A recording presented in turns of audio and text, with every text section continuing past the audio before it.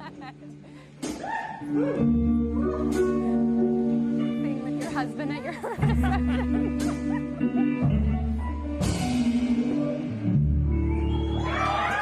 Scotty, is that the sweetest Mandy Moore singing at her wedding? She married Taylor Goldsmith last November. Welcome. It's good to see you. It's good to see you guys. I love when you can sing at your own wedding. Right?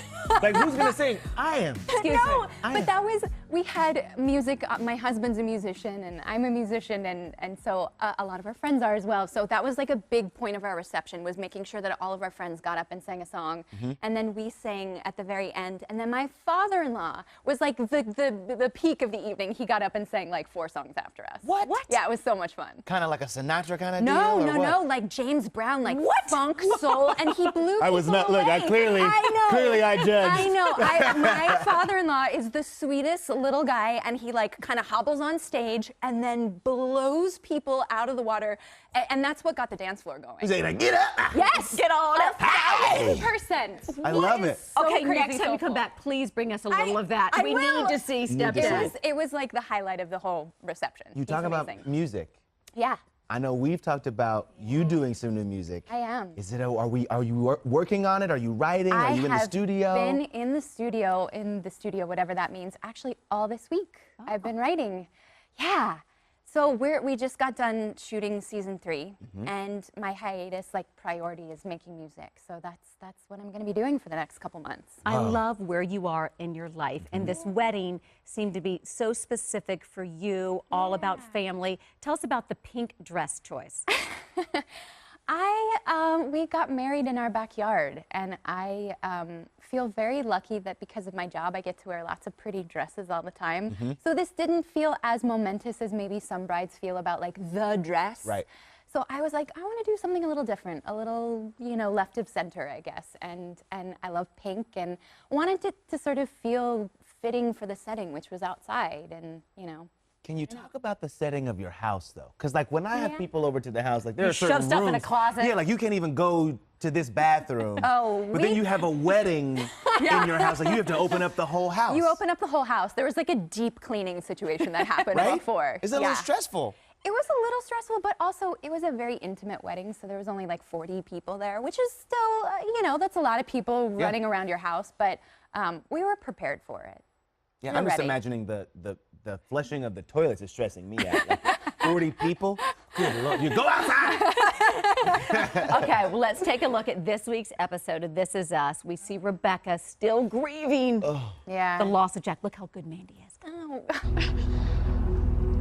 I think it might be good for you to talk to someone about this. They have groups for this kind of thing. Grief counseling.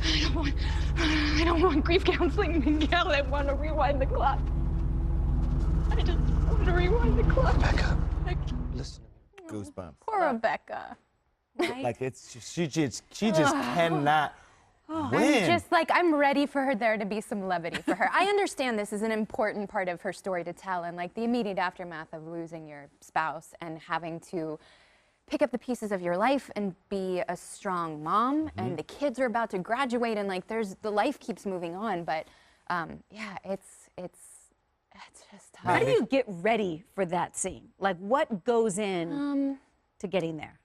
It's interesting, like, it's always a little different. I'm usually pretty quiet and contained and sort of keep to myself if I know that there's like a scene like this to prepare for, but we're 54 episodes in now, and there's so much history, like collective history, and what we've kind of like built with the show and these characters. So it's not, and the writing is so extraordinary that it's always just right there on the page. So to be able to like tap back into like, okay, I know what this woman is going through. I've like lived this journey with her. I mean, not that it's not challenging, but it's easier with all of the past behind you. I need you to know that I have not been able to look at a candy bar the same. The Mars bar. I mean, like, I can't even, every time I go to, like, Nope.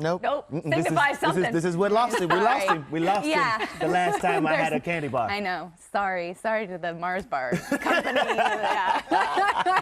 But to know now that the show has kind of a end date Yes. sort of built in. I don't know how I feel about this. I know, right? If we, I don't want to know there's an end date. I need to live with this family for a But long see, I love it because to me it signifies that like there is a plan. There's always been a plan, and it's just about plotting out Nope, how Mandy, we don't want get to plan to the end date. No. Let's fly blindly. Let's fly blind Those and see where we shows bum land. me out. Like I'm not gonna name them, but like shows that you were obsessed with, and then halfway through you're like, oh, they're flying by the seat of their pants, Oh, yeah. and there was nothing see in what you mind of mean. how to like bring things sort of to an end, to a culmination. And I love that Dan has like from the minute one has known how this story ends, and it's just a matter of like how many building blocks do we need to get there. God, he's smart. Yeah. Kit and I have so many inside jokes based on things that have happened in the show. One of them is Really? our favorite when Justin got the postcard. Remember, this is from your daddy. Oh, yeah. I am just so relieved to be able to Here we go. pass this on Yeah, to you. hold on to that, and I'm going to go over here. Nobody else knows what we're talking about right now. No. But thank you. Inside. Thank you. We have a